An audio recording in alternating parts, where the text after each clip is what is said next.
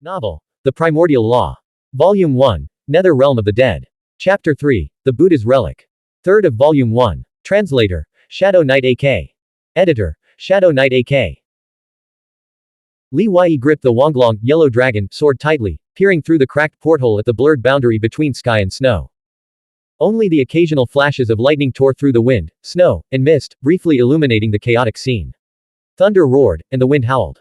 Snowflakes, sharp as ice blades, pelted the hull in a dense barrage, like rapid gunfire. The bear-like creature had also vanished, leaving no trace. College student, there's no need to be so tense. Xie Jin said, no matter how strong that bear-like creature is, it's just as vulnerable to this weather as we are. It's surely hunkered down in its den, facing this storm. Xie Jin was the cousin of second mate Xie Tianshu. Though he owed his position partly to connections, he had also been selected through proper channels and believed his appointment was due to merit alone. He never considered himself on the same level as Li Wei, holding himself in high regard. Of course, even if he despised this inexperienced college student, he wouldn't stoop to outright hostility, it would lack dignity. The real reason for his antagonism stemmed from Xie Tianshu's earlier instructions, entangled in the open and covert rivalry between the first mate and second mate. Li Wei held the opposite view but chose silence over argument. He continued to vigilantly scan the window. Tap, tap, tap. A crisp, cool female voice drifted down from the stairs. That bear-like creature is no longer a normal Earth creature. Bullets can't even penetrate its bones, how could a mere blizzard hope to affect it? Kai Yutong descended the stairs, appearing before the security team members. She was a chemistry PhD student at Capital University, the nation's premier institution, who had unexpectedly become an internet sensation due to her striking beauty. The security team knew the stunning woman was on the research vessel, but she was so reclusive, spending most of her time in the laboratory, that many were seeing her in person for the first time. She looked exactly like her online videos, without any excessive filters or retouching. In fact, in person, she seemed even more refined and elegant. Dr. Kai, let me help you with those. What are these? Xie Jin hurried forward, his gentlemanly gesture marred by an overly eager, obsequious expression as he reached out to take the suitcase Kai Yutong was tightly clutching. Kai Yutong didn't let him touch it, her voice as cold and distant as the Arctic. Concentrated acid strong enough to dissolve flesh and freshly made explosives. You'd best not touch it. Xie Jin extended his hand, then awkwardly withdrew it, forcing a stiff smile. Excellent. As expected of a chemistry PhD, knowledge is power. Kai Yutong, carrying the box, walked toward Li Wei by the window. I know who you are, the freshman basketball recruit from Capital University. How to address Li Wei. Li Wei hadn't expected her to recognize him. I asked how you should address me, Kai Yutong said, her demeanor aloof and authoritative. Standing over 170 centimeters tall, her features were strikingly refined, exuding elegance from every angle. Li Wei chuckled awkwardly. Senior. Give me a hand. Be gentle and steady, Kai Yutong instructed. Li Wei quickly leaned the Wonglong sword against the wall and carefully helped Kai Yutong lift the box, placing it steadily on the ground. Among alumni, even those who had never met before, there exists a unique bond and trust that develops when they meet outside their alma mater. Li Wei, who had practiced martial arts since childhood, possessed physical prowess and reflexes far surpassing the average person. His basketball recruitment was merely a way to gain admission. If he put his mind to it, he could cultivate another specialty within months. Xie Jin returned to the security team members, maintaining his forced smile. Seeing the team members he had once flattered eye-rolling and exchanging knowing glances, their gazes filled with amusement, Xie Jin felt a surge of humiliation and annoyance. He could no longer sustain the fake smile. Then, observing the familiar and intimate way Li Wei and Kai Yutong interacted, a different kind of feeling stirred within him. Before, his hostility toward Li Wei had been at Xie Tianshu's behest. But now, genuine jealousy and resentment burned within him. Meanwhile, Kai Yutong opened the case, explaining the usage and precautions for each item inside. Her gaze frequently met Li Wei's at close range, her fragrant hair brushing against his face in the cold wind, carrying with it a lingering scent. Senior, are you really giving me the entire box? Li Wei asked. Kai Yutong, awkward with social niceties, countered, I'm a researcher. Do you expect me to fight that bear-like creature myself? That's not what I meant. I think all security team members should learn how to use these, Li Wei stammered. Kai Yutong looked at Xie Jin and the others. Xie Jin smiled. Dr. Kai, this junior brother of yours is quite skilled in martial arts. See that sword? To him, that sword is probably more valuable than all your gadgets combined. Some people wouldn't understand your kindness. A security team member close to Xie Jin chimed in, I've heard that traditional martial arts training can develop something called internal force and true qi. Since Xiao Li is the first mate's junior brother and was specially recruited into the security team, he must be one of those. It was clear that their words were meant to sow discord. By specifically mentioning Li Weiyi's relationship with Zhao Meng, they were implying to Cai Yutong that the university student before her was unreliable, merely a connection through family ties. Li Weiyi remained calm. What internal force and true qi? Traditional martial arts training simply strengthens the body and improves fitness. It's not some mystical power. We should all trust in science. Having started martial arts training at the age of 5, enduring harsh winters and scorching summers, Li Weiyi's martial prowess was naturally exceptional. But his strength, speed, and mastery of techniques were simply superior to ordinary people's. He possessed no mystical internal force or true qi. When the old sect leader lamented the decline of the martial arts, Li Weiyi had once asked him about it. The old sect leader sighed deeply, saying that he was born in the wrong era. His physical body was already nearing its limits, and if he had lived in ancient times, he would undoubtedly have cultivated some extraordinary accomplishments. Li Weiyi pressed further, asking why such extraordinary accomplishments were possible in ancient times but not in the present era. And just how ancient were these ancient times? The old sect leader remained cryptic, simply stating, when the myths fell, they were imprisoned forever. Though Li Weiyi didn't fully understand, that exchange planted the seed of his unwavering aspiration, to pursue the extraordinary path of the martial arts, to delve deep into its cultivation, and to break free from mortal limitations, even if it meant defying the prevailing era. Young people, as always, have this indomitable spirit. The more his elders warned him of hardships and claimed his goals were unattainable, the more determined he became to prove them wrong. Xie Jin said, Xiao Li, stop being so modest. We're all on the same team here. There's no need to hold back. Show us a few moves. I refuse to believe that a man as upright as the first mate would specially recruit a slacker. We're dying to learn about internal force and true qi. Let us see what you've got. Xie Tianshu had prompted Xie Jin to target Li Weiyi, but his true motive was to undermine Zhao Meng's authority. If Li Weiyi proved to be as weak as a paper tiger, the reputation of Zhao Meng, who had specially recruited him for the security team, would plummet among the crew. This wasn't the first time Li Weiyi had been provoked. He wasn't made of clay, he possessed a youthful spirit that said, I won't attack unless attacked, but if you cross me, don't blame me for the consequences. He said, since Brother Xie is so persistent, we can certainly exchange a few blows. A wave of excited chatter rippled through the boarding hall. Even Cai Yutong, who usually remained indifferent to everything, showed a flicker of interest. Xie Jin had been waiting for this opportunity for over a month, and now that it came before the stunning Cai Yutong, he felt his spirits soar. With gentlemanly grace, he smiled and said, all right then, but let's agree to keep it friendly. We'll stop when we've made our point and we must not damage our camaraderie. However, his true thoughts were far different. Once they clashed, how could there be any restraint? In front of such a beauty, neither would admit defeat. Only one outcome was possible. One would have to knock the other down and force them to submit. The two men locked eyes in a brief standoff.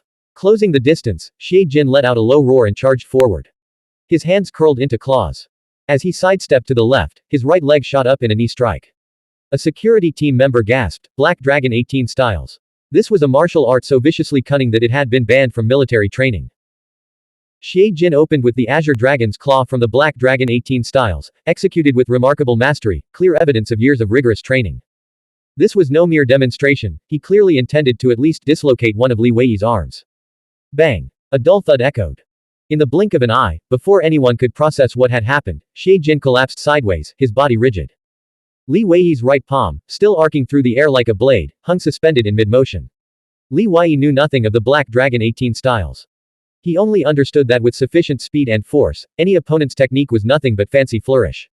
Moreover, no one knew when that bear-like creature might attack the research vessel again. He needed to end this quickly and decisively, unwilling to let Xie Jin's recklessness delay a matter of life and death. The security team members rose to their feet, exchanging stunned glances. Even if Xie Jin's defeat stemmed from underestimating his opponent, his physical prowess was undeniable. The speed and power behind Li Weiyi's single palm strike, which left Xie Jin unable to rise, left them genuinely shaken. Cai Yutong stood several meters behind Li Weiyi, near the window. Even she had felt a wave of danger and pressure when Xie Jin attacked. But how had he fallen so instantly? Looks good but useless. The thought had merely flickered through her mind, but the words slipped out almost involuntarily, as if she were talking to herself. Xie Jin's neck throbbed as if it were cramping. Dazed and ears ringing, he finally regained his hearing only to hear Cai Yutong's words, which nearly made him choke with fury. Thud. Thud. Thud. The sound of running footsteps echoed from the stairs. The short student, who loved reciting poetry and telling mythological stories, burst into the boarding hall, brimming with excitement. I know. I know. That bear-like creature is the legendary ghost bear emperor. It's said to have evolved when an Arctic bear king absorbed the aurora and devoured vast quantities of carrion, gaining a ghostly intelligence. Silence. A long, tense silence. The short student forced an awkward smile, noticing Xie Jin being helped into a corner. What are you doing? He exclaimed, have you already been attacked? Another silence. We're leaving this to you. I'm heading back to Laboratory 705. Boom. Just as Kai Yutong reached the stairwell, a familiar, heavy thud rang out from the deck outside the cabin, causing the boarding hall floor to tremble violently. Everyone's expression shifted to alarm as they scrambled for their weapons. It's here. The leadership of the Longji boarded an elevator, descending to the lowest deck of the ship. Director Yang explained as he walked, the underground palace of the Ganlu Temple's relic pagoda was sealed since the Song dynasty until it was finally opened in 1960. The archaeological team transported the rectangular stone casket, still intact, back to the laboratory. Inside the stone casket was a small silver coffin. When opened, it revealed an even smaller golden coffin. Only upon opening the golden coffin did the Buddha's relic, preserved within a crystal container, finally appear. Please, come in. Why the sudden mention of the Buddha's relic? The door to Laboratory 705 swung open, and the group filed in, their confusion deepening. The laboratory was filled with various precision instruments. At the very center of the room, on a raised platform, stood the crystal container holding the Buddha's relic. Within the container, the relic was roughly the size of a soybean, a pale red in color. Standing beside the relic, Director Yang smiled and asked, given your extensive knowledge, what are your thoughts on the microscopic world? Seeing the puzzled expressions, he began by laying the groundwork. At the microscopic scale, many classical physical laws no longer apply. They are replaced by the principles of quantum mechanics, such as quantum entanglement, quantum superposition, and the tunneling effect. There's a theory that humanity's journey beyond Earth and the solar system won't be through traditional space travel, but by exploring the microscopic world. Just as we can transmit voices across thousands of miles with a smartphone, not by shouting louder, but by transmitting information at the microscopic level. The elusive space wormholes we've been searching for might be commonplace in the microscopic realm. In short, the peculiarities and mysteries of the microscopic world will undoubtedly challenge our conventional understanding. Some say humans understand only 5% of the ocean. So, what percentage of the microscopic world do we understand? 1 in 100 million. I doubt it's even 1 in 100 million. Everyone present stared at him with cold, disapproving looks, as if he were some heretical academic. Director Yang knew further explanation would be futile. He pointed to the high-powered scanning tunneling microscope focused on the Buddha's relic and declared, let your eyes be the judge. I'd like to see what all this mumbo-jumbo is about, Professor Xu growled, having tolerated Director Yang's claims for too long. He was the first to step forward and peer into the microscope. Moments later, the robust professor, though nearing 60, trembled violently as his legs gave way. He collapsed onto the floor, his eyes wide with shock and bewilderment, mumbling incomprehensible words. Zhao Meng was utterly perplexed. Professor Xu, who had remained calm even when faced with bear-like creatures and monstrous entities like the 9 infants, was now terrified. It's just a relic. What on earth did he see? After helping Professor Xu to his feet, Zhao Meng stepped up to the microscope. Within the crystal container, the Buddha's relic was no larger than a bean.